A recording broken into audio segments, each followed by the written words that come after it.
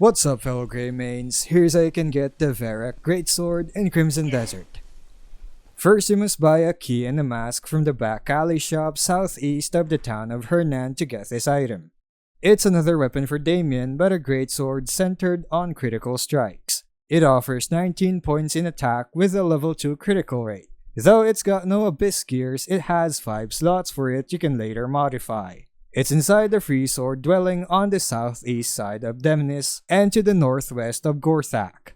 Zoom in and you'll find it's just above the Gate of Peace at the end of this path. Find the camp, and when you get there, look to your right. You'll see a lone shed with a wagon behind it. Approach the shed, unlock the door with the key, get in, and you'll find the greatsword. Equip your mask and just steal it. Wait for the crime meter to go down or make a break for it beyond the crime zone. The sword's all yours, and that's all of it. If you found this video helpful, don't forget to like and subscribe for more Crimson Desert guides.